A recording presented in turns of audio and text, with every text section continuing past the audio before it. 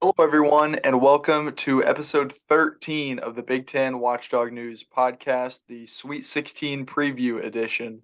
I'm your host, I'm Graham Dinas. And I'm Taylor Seymour. All right, before we get into the preview, just like to give a quick plug to all of our socials, which you can find in the link in the description of wherever you're listening, whether it is YouTube, Apple, or Spotify. Make sure that you check us out on all of those platforms and pick your favorite. We're also on Twitter and on TikTok. Those will be big platforms for us as we head into the offseason of Big Ten play with the transfer portal news breaking and the coaching carousel and all that fun stuff. So make sure you give us a follow on Twitter, especially, and also TikTok. All the links will be in the tree in the description. Let's get into the Big Ten games of the second round, starting with Penn State losing 71-66 to the 2 seed in the Midwest region, the Texas Longhorns. It was the Dylan DeSue show the whole way. He went for nearly a 30 ball, I believe 28. I made a comment that Texas was a team that would not take advantage of Penn State with their size. And Texas, even without having a ton of size, took advantage of Penn State with their size. Just getting easy looks. Kevin Durant went on Twitter, said that it looked like LaMarcus Aldridge was playing. The clear weakness for this Penn State team. And Texas took advantage enough to get a 5-point win over a really hot Penn State team.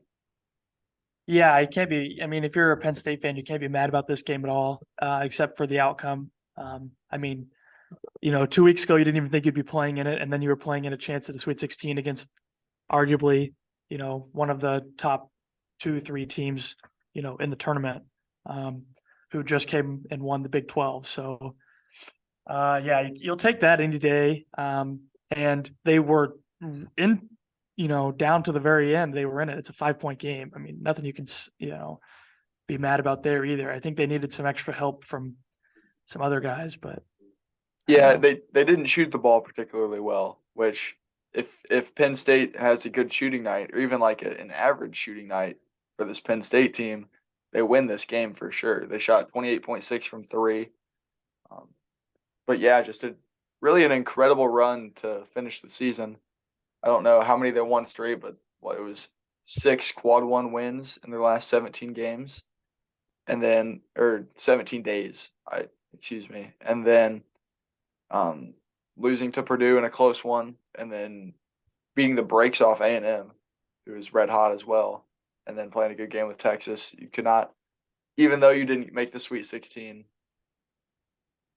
there's no way that any Penn State fan is angry at all at how yeah, this ended. I think the one factor in this game was Funk going 2 of 10 from three. He's basically the guy from outside, and if he's shooting 2 of 10, then you don't really have a chance, especially when the team is really good like Texas. And he obviously did that. And Lundy did the same, went 2 for 6. Usually one of them is hitting per game, and if neither of them were hitting, then that's kind of how they play, inside out. They let Jalen go in. If he can't get something, he throws it out to those two guys, and they just knock it down. So Greg kind of picked up the slack a little bit. I think he shot 4-7 from three.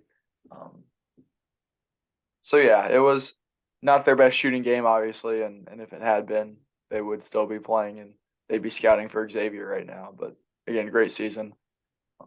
Do you think that we'll start with just the team in Penn State? Is this a 1-year thing, or do you think that this Penn State team will continue to have success over the next couple of years? Well, Pickett's gone now, right? Pickett, I think Pickett's gone, Lundy's gone, Funk's gone. I mean, those are their big 3 or 4 guys right there. I don't know who they have coming in, but I can't imagine they didn't have like superstars off the bench this year. That doesn't mean they can't develop somebody, but they've got Jai and Clary were both freshmen that Shrews recruited, and then you have Cam Winter, who could come back for a 5th year, I'm pretty sure. But outside of that, no wing depth, and that was kind of their strength on this team. Yeah, I don't know. I think it'll need some development from Shrews over the offseason to get some guys ready to go. Not to say that he can't do it, because, I mean, he handpicked Jalen Pickett from like a D2 school or something and said, It "Come was up here and play." Siena. It was Yeah, Siena out of the Metro Atlantic.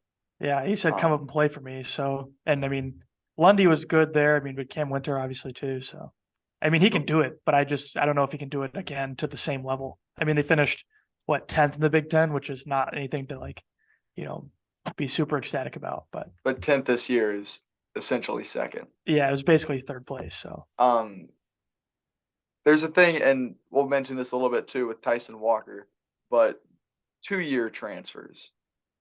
Because this was Pickett's second year with the program, it seems to me that if you stay in the program for an extra year, you make that leap, and I think that that's kind of going to be massive with how the portal is so prevalent in college basketball today. Getting a transfer that's going to be able to stay for a second year is just going to be huge in terms of teams that are looking to win now. yeah, if you can go snipe a sophomore at the end of their sophomore season, and you can keep them for junior, senior. Oh, that's so beautiful because they had 2 years to develop. Because maybe they weren't a guy you wanted out of high school, but they had 2 years to develop somewhere else where they could get good playing time because they're playing lower level, and you pull them up to, you know, Power 5, Power 6 basketball. Now that they're ready, and you can get them to stay for 2 years, that's valuable. You mentioned Coach Shrews, and he's going to potentially stick around, and we were following this pretty closely this afternoon on Twitter. I know you were seeing all that stuff. So what is the news on Coach Shrewsbury? Yeah, I posted out a couple links that I had found from some news sources in the Penn State world. They were saying looks like Shrews' decision is coming quickly, whether or not he's staying or leaving, as to where he's going. They said he's probably leaning to Notre Dame if he would leave. But again, all depends on the contract details that Penn State's willing to shell out, of which we haven't seen specifics yet. So that could be, just too much money to turn down. I was going to say the Georgetown job is now filled, and so Georgetown and Notre Dame were the two schools that I saw Shrewsbury linked to the most, and so I I guess it don't know. depends. I guess it depends if he sees, a future with the team he has now, like we were talking about earlier. Does he think he can develop these guys or not? Is also another factor in whether or not he thinks he wants to stay. This year was his best recruiting class for sure. He's only been the guy for 2 years, but he didn't bring in anyone spectacular last year aside from the transfers, aside from Pickett. But But in today's world, transfers are sometimes all you need, as you can yeah, see. So yeah. if he can keep doing that, then who knows? What about the system? You think that another team like this Penn State team can be built and it be as effective with, essentially positionless basketball, 5 guards, rely on the 3-point shot like the Houston Rockets of 2018 through 2020? I mean, that's kind of how it's going. I think that's kind of what Iowa wants to do too.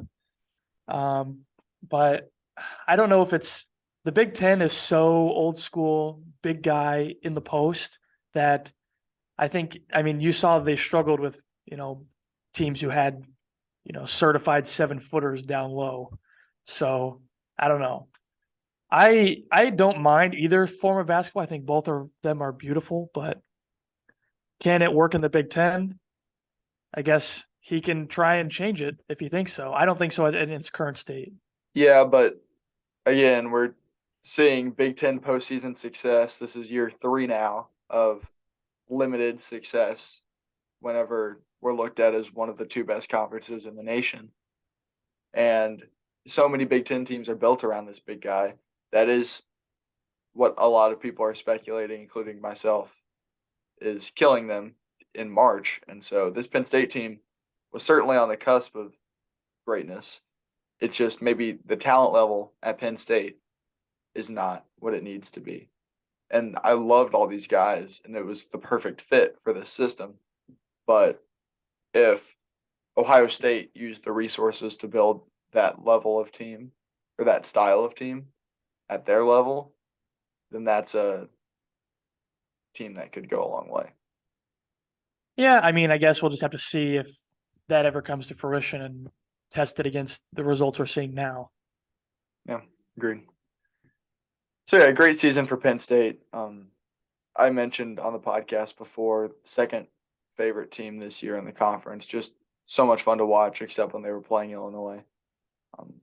So I was sad to see their season end, but it's, don't cry because it's over. Smile because it happened. Tremendous year. Speaking of tremendous years, that ended on Saturday. UCLA beats Northwestern 68-63. Bowie and Adige had 18 and 16 respectively. They did not reach the arbitrary 20-point plateau that we have laid out is what is necessary for them to win. Jaime Jaquez goes for 24 and 8. Forget, was it Campbell or Bailey? Someone else had a decent game for them. I think maybe 19. But 5-point loss. They were down 13 in the first half, fought back all the way to a tie game. UCLA calls a timeout, and then they get it to 5 and just kind of keep it there. It was a really good game for Northwestern. I did not expect this game to be as close as it was. Yeah, I actually did. I thought UCLA was a little overrated, and they had some injuries to some key players, but the Northwestern kind of drought with like 8 at the under 8 of the first half through halftime really, I think, killed them. Yeah. Other than that, outside of that time, I think they played really well. But as you said, also Bowie and Adige didn't play very well or didn't score enough, I guess. Adige went 2 of 7 from 3, and we said he's got to have 4+ or whatever to make an impact on the game. So yeah, they combine 11 for 30 from the field, and those are the numbers that you're going to get with those two guys. But you need one of them to be particularly on if you're going to beat a team like UCLA, and they were both just good, not great levels. Matt Nicholson, 17 and 9, perfect from the field, 7 for 7. That's a good. Yeah, day. that's a bright spot. He's coming back? Yeah. Let's see. I'd imagine he's a junior. Yeah, I'd imagine he has nowhere else to go. Yeah, exactly. Right. So, is this Northwestern? Bowie and Adige can both come back if they want. So really, I thought I read that on Twitter. I thought they both had. I feel like you said that a year, an extra year to come back. Yeah, this was year 4 for Boo. Adige, year 4 as well. He transferred from William and Mary. He was there as a freshman. Yeah, so I think they might have the COVID year to come back. So yeah, they should. If they come back and they get better, I mean, who's to say they can't do exactly what they did this year again? They're just so unpredictable. This just because last year was supposed to be the year and they were awful. They lose talent this year and they're better. And it was I saw Chris Collins got renewed, right? Yes. Extension. So he has nothing to fight for anymore. So as he should have. They're gonna take the next 5 years off, however long the extension is. That's what he does. I feel like he knows how to get paid. That's all that matters in this He business. does. Him and Fitzgerald. Is he still the coach in football? Is it still Pat Fitzgerald? Did they not fire him after this past year? They went. They were awful. They were so bad this year. They won 1 game. Almost beat Ohio State too, but yeah. That's right, because that was the win game. That was awesome to watch. Lost to Southern. Go Dogs. So yeah, what are you think that this Northwestern team is not going to be a one-hit wonder? You think they're going to come back and be at a similar-ish level?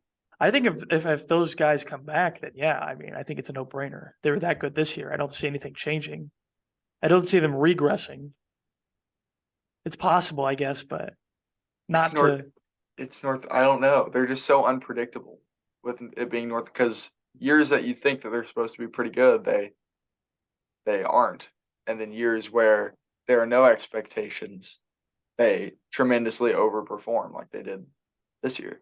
So I could see them being a bubble team next year, even if everyone comes back from this current group.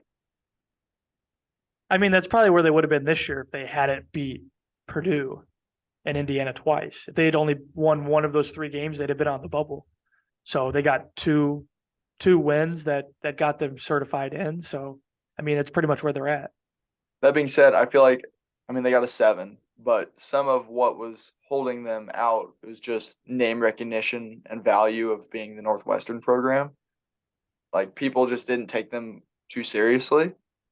But if they're this good again next year, you have to take them more seriously. And so, I mean, I don't think that the committee underseeded them. I think a 7 was a good spot, but I just don't think national media gave this team a ton of respect. And if they were to have the exact same year next year, you have to give them that respect now. Yeah, but I mean, yeah, I think they'd only made the tournament one time before this, so nobody was expecting, and they were picked to finish bottom in the Big Ten or whatever. So, yeah, I think it was totally fair that they had it. But I mean, next year, if these guys come back, you know what to expect. So, Yeah, and we'll see if they're able to meet that. That's just kind of a scary thought for me as someone who's observed the program. It just they fluctuate so much. And so we'll see. I'm curious. We'll see if they attack the portal, get some wings, I would imagine. Would probably be because they're pretty small in the backcourt. And I think is Barron gone, maybe? I'm not entirely sure what I think they said that he was a injuries are. 4-year starter. So unless he has a COVID year, I think he's Yeah, out. he could come back. Well, he could come back too because of the COVID year. So, I mean, him, Bowie, they're all in the same boat, essentially. They're all the same age. So they could bring the whole crew back. I'm curious to see what those decisions are because Bowie and Audige are probably going to, at least one of them maybe, might go draft route, but probably back out, I'd imagine. So, Yeah, I'd say Boo is probably more likely to do that. He was more consistent over the year. yeah, but Audige is a little bigger, right? He guards. So much better defender. I figure they'll probably go in pairs. Whatever one does, the other one will do because the one won't want to be left, and think, oh, this program's going nowhere next year, but I'm going to come back. You know what I mean? Yeah, but if sure. the two of them come back, they can do exactly what they did this year. Yeah, we'll keep our eyes peeled on this Northwestern team. They have a lot to sort out, I'll say, not to figure out, but just to see where the dominoes fall for this group, and then we'll figure it out, step by step in the offseason. Maryland got pummeled by Alabama.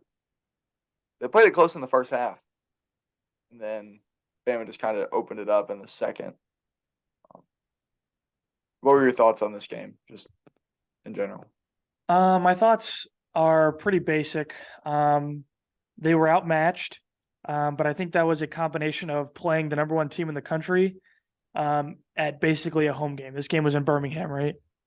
So, I mean, it's 25, 30 minutes or whatever from Tuscaloosa. So that's always tough. And we know how Maryland does in those games, as we've discussed before. Basically, a road game for them. And according to the AP and the committee, the number one team in the country, I think this is kind of what you expected. I would have liked to have seen them keep it closer than 22, but yeah, it's nothing you can really. This is what they expected. I said on the preview podcast that I thought Maryland could potentially give Alabama some matchup problems, just because Bama they have good guard play but they're small on the interior, and so Reese is a good shot blocker, but like Dante Scott was the guy that I pointed out. He's a physical guy, and if he can get Miller into foul trouble, Dante Scott goes 0 for 7 from the field, finishes with 3 points. So wasn't the result from Dante that I was not predicting, but saying that would be their best chance to win.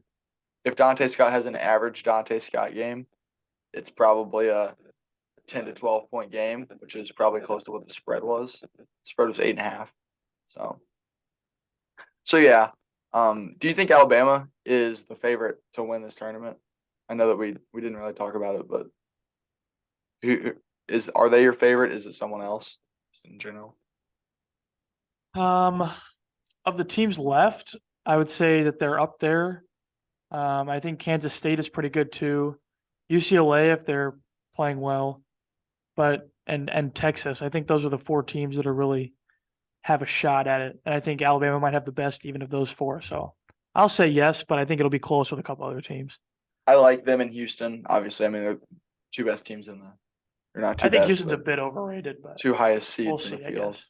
I could see Houston being the team. I don't know what it is about this Alabama team. I don't see them as champions. I think that they are probably the best team because their defense is tremendous. And if they have a good offensive game, they're unbeatable. But for whatever reason, I don't picture them as a team that wins a championship. I could see that being Houston. I could see that being Texas. Maybe UCLA or Gonzaga, whoever wins that Sweet 16 matchup. I don't know. This Bama team is tremendous. Shout out to Kevin Willard and this whole Maryland group in Willard's first year, similar to these other two teams, just no expectations really coming into the season and able to make something out of nothing. Jameer Young steps up and is massive in the transfer portal. They kept some of the guys around from last year and built a really, really solid team that they can build on for next year. Yeah, do we know how many guys for certain are coming back? I do not. Or there's some draft/transfer worries for them? I haven't seen much out of the Maryland camp online about anything. I've been trying to read up on them, but I think this was Young's fourth year, and he transferred last year. So he would have another year left, and he'd be one of those 2-year transfer type guys. I believe Dante Scott he's a senior, so he would have his 5th year as well. Reese will be back too. Reese is a big piece. Hakeem Hart, same deal as Dante Scott. He would have a 5th year potentially. So yeah, this Maryland team, they could bring the whole squad back as well. I would expect bigger things out of them just because you have Jameer Young getting settled in the offense fully. You have Kevin Willard in year 2, expecting a leap there. You'd take a leap from your role players, Ian Martinez, Patrick Emilion, Don Carey, those type of guys. I mean, I really, really liked this Maryland team this year. Especially, I mean, obviously at the Xfinity Center, they were special. So they have potential. They always give Illinois trouble. So hopefully those guys leave for our sake, but for the Big Ten's sake, I hope they stay because they're fun to watch. Let's get to our winner. What do you say? Michigan State. Finally a winner. Oh. The lone Sweet 16 bid out of the conference. They win 69-60 over Big East regular season and postseason champion Marquette. Not Marquette's best game at all. Tyler Kolek, Big East Player of the Year, just completely looked out of his element. Goes 2 of 8 from the field, 7 points. But this Michigan State team was getting contributions from everyone. And that's kind of been the theme of this Michigan State team all year. You had Walker was the guy on the offensive end going for 23, but Hauser hitting big shots. Sissoko is blocking shots and getting boards.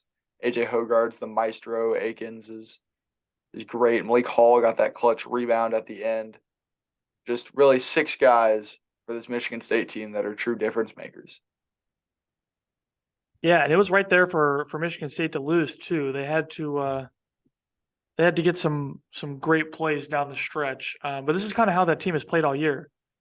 They either play good together or they play bad together, and that kind of decides. There's nobody who just kind of goes off and wins them a game. It's always a team effort, I think. And at times that can be dangerous as a team in both a good and a bad way. Because if everyone's on and no one is the star, or if you have a couple guys off, there are still guys that can step up. The issue is just, when you need a clutch bucket, who do you go to? And I feel like Tyson Walker has been that guy for the most part. and he absolutely was that guy on Sunday. Yeah, he went for 23, which is obviously a great help when you only scored 69. He had a third of your points. So I mean, you sit back and you look at the Big Ten this year.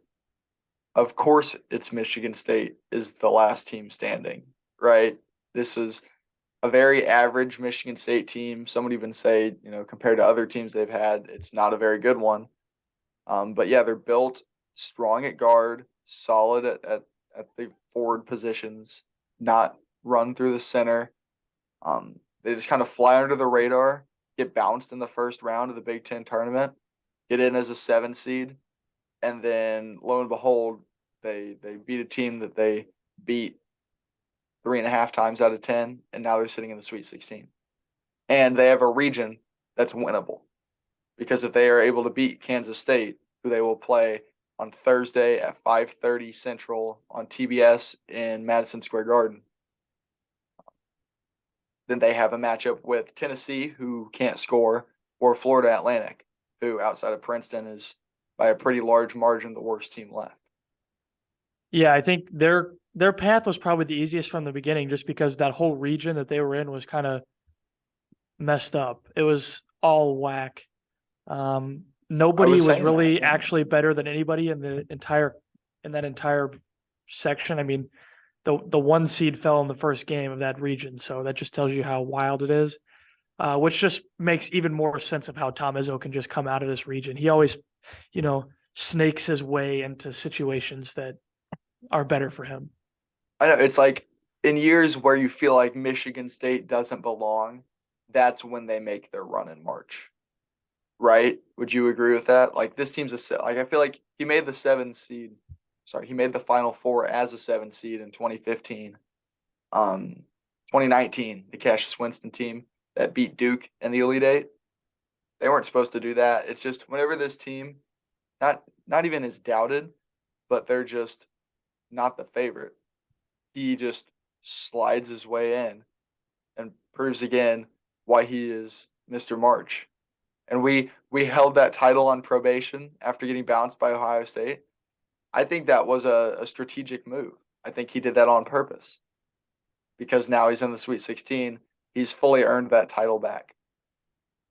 Yeah, and I don't get it because, I mean, he's the same guy that lost to Florida Gulf Coast a couple years ago by like 30 points or something crazy. Middle Tennessee. Yeah. And I mean, that was a team that was good, like legit. That was a championship level team. That was the Denzel Valentine team. Yeah, and then he goes with this team who's just a bunch of like, slightly above average Big Ten players who all play well together, and now he's got a relatively clear path to a game in April. Absurd stuff by this Michigan State team. We mentioned that they shut down Tyler Kolek. If you watch the Kansas State Kentucky game, you know how much of a threat Marquise Noel is. He's 5'8", but he hits big time shots and he sees the floor better than probably anyone else in college basketball. And so you're going to have to do the similar deed. They've done it all tournament. They shut down Boogie Ellis. They shut down Kolek. Now it's going to be Hogard, Walker, Aiken's time to shut down Marquise Noel. And that's going to be the toughest challenge they've had so far. Well, he's got, 5-6 days to watch film and get ready. So there's no excuse if they don't shut him down. I'm hearing not rumblings. I saw a TikTok, I think, that someone was speculating that Calipari did not scout for Kansas State at all. That he just was handed, I think the quote was, he was handed a note card on everyone on the roster and read it and then did not watch any film. I'm sure that doesn't seem like something he would do he's respected as a high-level coach in college basketball. It doesn't seem like something he would do. There were things he said in the press conference. He was like, the little guy was making threes. It's like he just dropped a 30-7 or so game on you. I feel like you probably know his name. So yeah, they also have Keontae Johnson, who's going to be an All-American level player, who will be, I think he was all Big 12, I'd imagine. And so that's going to be a tough matchup as well, because they aren't particularly big at that wing spot. So I'm not sure what the matchup will be there. And so Kansas State really has two guys that they'll beat you with. And so if Michigan State can limit one and, don't let the other go ballistic, I'd give them a 50-50 shot. I have Kansas State in my Final Four out of this region. And the chances have only looked better since all the chaos has ensued in that region. But I think Michigan State will be their hardest game to get there. Yeah, I don't think anybody left in their way is in any way significantly harder than what Tom Izzo can scheme up in the month of March. Tennessee's got a guy hurt. Florida Atlantic, while good, is still a mid-major team, and that success in March eventually will run out. Yeah, and they kind of struggled with Fairleigh Dickinson, which Purdue definitely struggled with Fairleigh Dickinson, obviously, but they're simply not a good team. And so if you're Florida Atlantic and you've won 31 games and lost 3 so far, you should take care of business of the team that did not win the significantly worse conference. Even though you are in a mid-major, your conference is still levels ahead of FDU's. So yeah, Michigan State clearly has a path to the Final Four. And if it's Bama, if it's Creighton, if it's SDSU in that Final Four game, Michigan State's putting up a fight against any of them. Yeah, I mean, that's just what Michigan State does. I don't think they have – I think their chances are closer to 0 to winning the entire thing, but that doesn't mean they can't get there. I was getting ready to ask, is this the year that the Big Ten wins it again? No, with only one team left out of 16, and with some tough games ahead, I couldn't imagine that this is the year. They have a path though to the title game. They'd have to beat Alabama. Anything can happen. Well, they have to beat Kansas State, then Alabama. Maybe Alabama.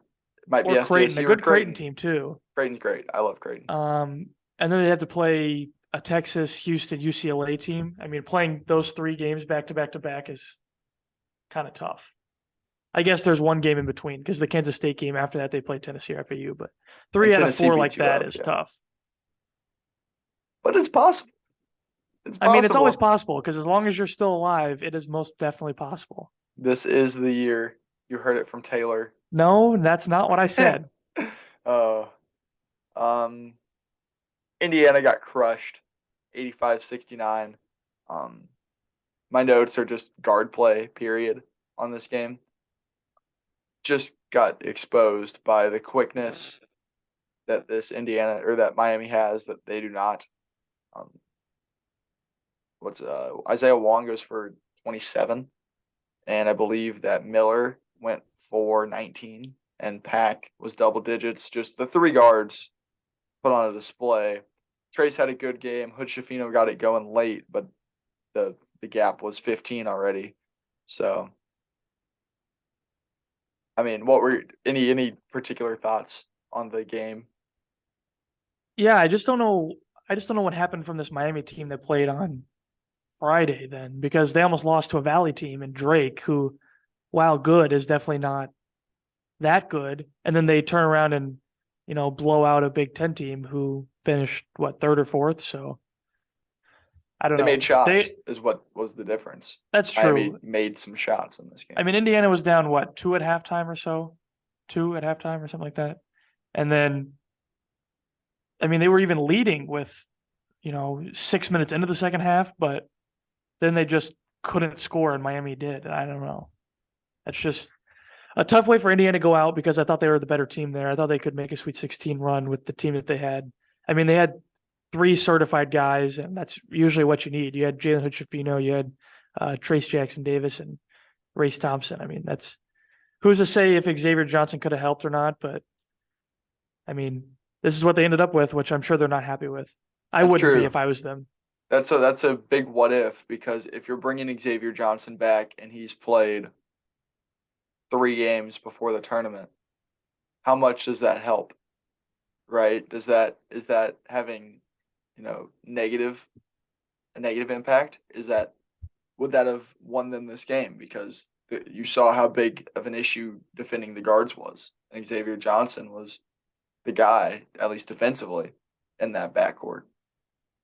Yeah, but I mean, if you put the ball into his hand, you're taking the ball out of somebody else's, and who's to say that somebody else's wasn't somebody who was going to score? But then again, he could have lit it up too and played excellent defense and won. So I'm sure they're not happy that he didn't play all, or most of the year, but that just means I think he'll be back.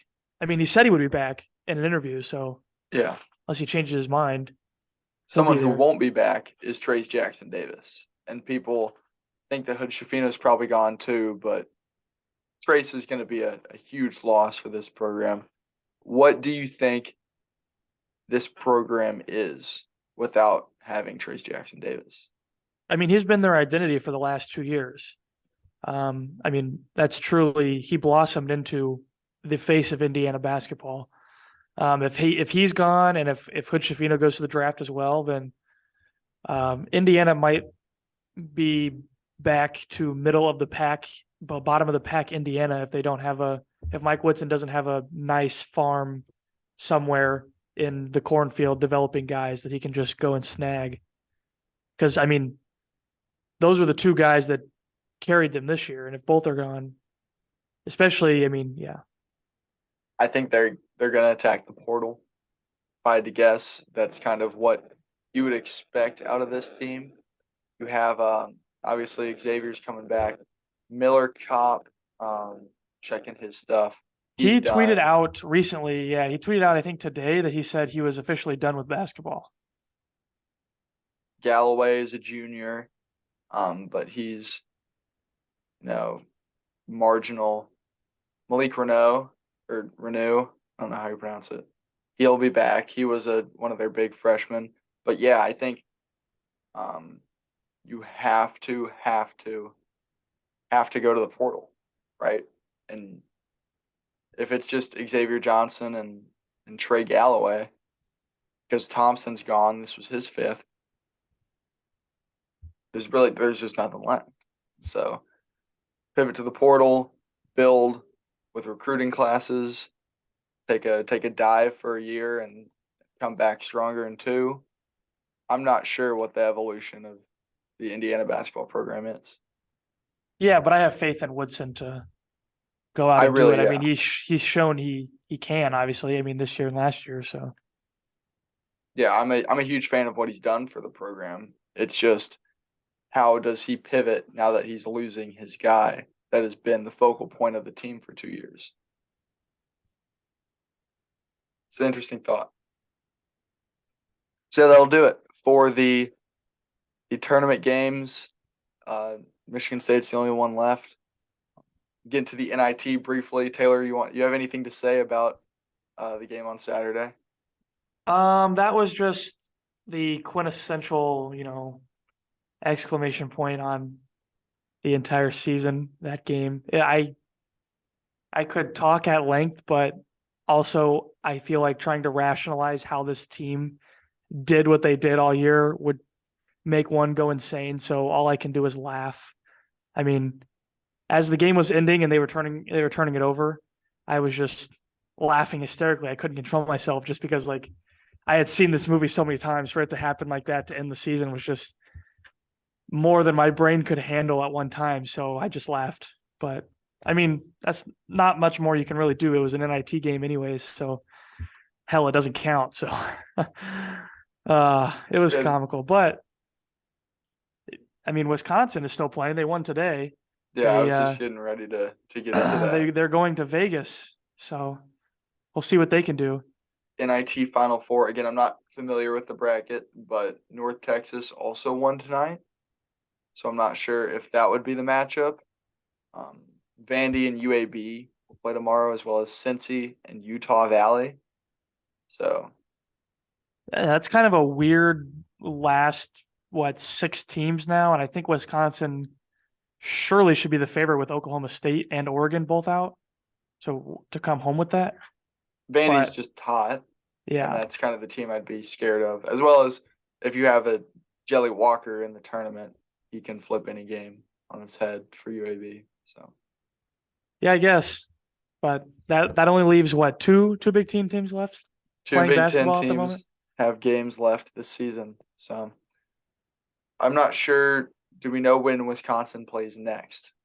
Is it I don't. I would assume it's gonna be probably Friday or Saturday maybe for the Final Four, and then Sunday, Monday being the championship game. I'm just checking Twitter. Yeah, I don't see anything particularly. I'm so unfamiliar with the NIT. I just really could not care less. The championship game would be on the 30th, which is A Thursday. Thursday, next Thursday. The Final Four games are on the 28th, which is next Tuesday. So they get what, a week off before they play Tuesday, Thursday. Okay. So yeah, congrats to the Badgers on making the Final Four. Their first since the Kaminsky years, I'd imagine. Yeah, I suppose they did make a Final Four, hang the banner. Yep. It counts. It counts all the same. A Final Four in a postseason tournament. Sure does. Got anything else? No, I'm kind of now is the low point of the season because there's not many games left. There's like what 2.5 weeks of basketball left and only two Big Ten teams. So here we are, headed for the off season when things really get interesting. I'm excited about the off season. We haven't really set in stone what the schedule is going to be like for recording in the off season, but I'm excited for whatever the system will be. Those episodes are going to be extremely exciting, I'd imagine. We're open to get- suggestions too. I mean, if there's a topic that you want to see in the off season, whether it be recruiting, coaching carousel, transfers, or maybe some special surprises I can be working on in the background. Yeah, you heard it there first. Special surprises. He's working on them in the background. I'm excited for that stuff. Hopefully, we will get to keep talking about Michigan State though until they win the championship and hang the banner. That's the hope now. I don't know if it's the hope for you. It's the hope for me. Where do you stand on? Do you want Michigan State to win for the conference, or is the rivalry hill too steep? Oh, personally, I would like to not give any ammunition to the people about an hour west of us, but it would be also nice that we could kill the narrative of the Big Ten has no success in basketball, or in the tournament. So I don't know. I'm conflicted. You wish it was someone else. I wish it was someone else. Easy. I don't mind Michigan State from my perspective. I think of the teams left of the teams this year that realistically had a chance, which I don't even know if they realistically have a chance, but the path is kind of open for them. They're the team. I would rather it be them than Purdue or Indiana, personally. I wouldn't have been mad with Indiana. I thought they played well. Purdue would have just been annoying because I didn't think they were as good as their record or the media was saying they were. That would have been frustrating. I'm actually glad they got very humbled. But yeah, it is whatever at this point. Nothing you can do except watch and see what happens. Yeah. So that's what we'll do. That's what you should do. 5:30 on TBS on Thursday, Kansas State. And then if they win, the game directly after that will be their next opponent. So we will have a show for you this weekend. Regardless of if they win or lose, if they end up losing, it'll be our last one until the tournament's over. If they end up winning, then we'll keep talking about them until they lose or not lose, hopefully. Once again, links in the description for YouTube, Apple, Spotify. Make sure you give us a listen. Like and subscribe the video or the podcast, however you listen to it. Give us a follow on Twitter and TikTok. And thank you guys very much for listening. We will see you this weekend.